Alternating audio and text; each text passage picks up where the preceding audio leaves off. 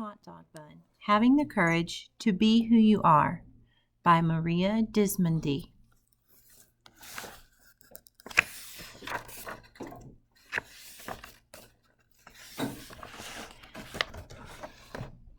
The delicious smell of breakfast filled the air as Lucy's grandpa handed her a plate. Lucy smeared ketchup on her toast. She turned to her grandpa and said, "Papa Gino, Harriet says she's never heard of ketchup on toast. Her family uses butter and jelly."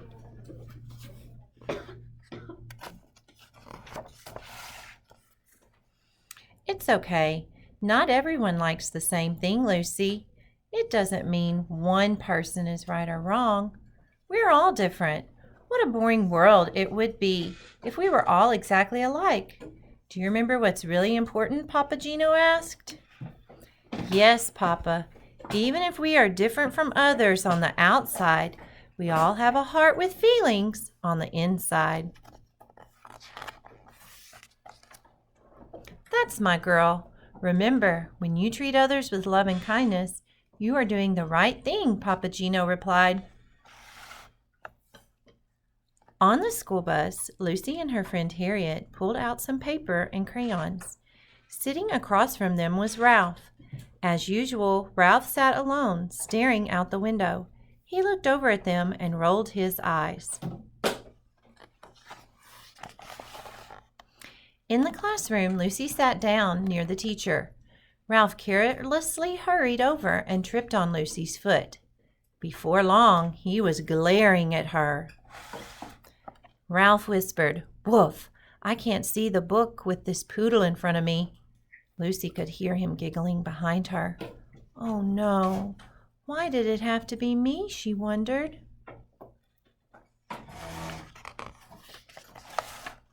During lunch, Harriet shouted one of her silly jokes over the other children's voices. As the girls ate, their bellies shook with laughter. Across the table, Ralph hollered, "Yuck! That's the disgusting smell. Who ever heard of eating spaghetti in a hot dog bun?" Tony and the other children at the table turned away from Ralph, shaking their heads. Ralph continued, "Poor little Lucy with her hair so poofy." Tears filled Lucy's eyes, and she began to cry. On the way home, Lucy thought about what had happened. Maybe Ralph is mean to me because he thinks being different is bad. I wish he would stop teasing me. Slowly, Lucy stepped off the bus. "How was your day?" Papa Gino asked. "Fine," she mumbled.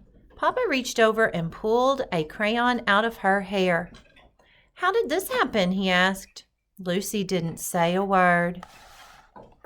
That night, as Papa Gino tucked Lucy into bed, he asked, "Is everything all right at school?" Lucy rolled over. He sat down and whispered, "Always remember, if something's not right, we can work on fixing it together." "It's not that easy," thought Lucy. "How do I stop Ralph from teasing me? How can he have a heart and be so mean?" The following day, Lucy was surprised to find Ralph leaving her alone until Lucy took the bag Ralph handed her. Inside were dog bones with a note that read, "Lucy, Lucy, eat stinky food that puts us in a big bad mood. Lucy, Lucy, hair shaped like a cone. Here's a treat for you, a yummy dog bone." The beating of Lucy's heart was so loud she knew everyone around her could hear it. "Stop! It hurts my feelings when you do this, Ralph," Lucy said. "Please stop." Ralph turned and walked away. It was recess time and Lucy played alone. She didn't want to tell her teacher about Ralph. She was afraid of being a tattletale. Lucy wished Papa Gino was there to help. "What should I do?" she asked herself over and over. The bell rang as recess ended. "Help!" cried a child off in the distance. Tony yelled, "Ralph got himself stuck at the top of the monkey bars. It's the funniest thing I've ever seen."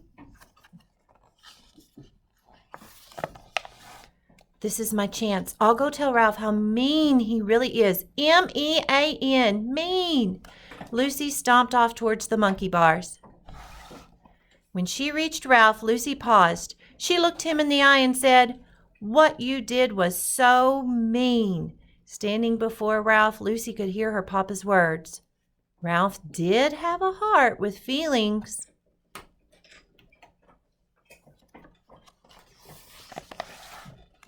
In that moment, Lucy decided what she would do. She saw tears in Ralph's eyes. He hesitated to move and whispered, "I'm scared." Lucy reached out and said, "Here, take my hand," and she helped him down.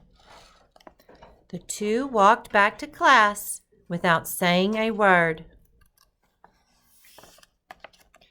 As the bus pulled up to Lucy's stop, Ralph reached over and handed her a picture. Lucy was amazed by what she saw. "Thanks," she muttered softly to Lucy. After she got off the bus, Lucy smiled and said, "Papa, there's a boy, Ralph, who was really mean to me. Today he was in trouble, and I helped him." Papa Gino hugged Lucy and replied, "That took a lot of courage. It wasn't the easiest thing to do. You chose to treat others the way you want to be treated. I'm so proud of you, Lucy." As they walked home, she asked him what was for dinner. When Papa Gino said spaghetti, Lucy knew immediately what she would have for lunch the next day. Her favorite sandwich, spaghetti and a hot dog bun. You can listen to this book as many times as you need to help you with this week's questions. And I want you to remember a book that's very similar from the first week of school, Stand Tall, Molly Lou Millen.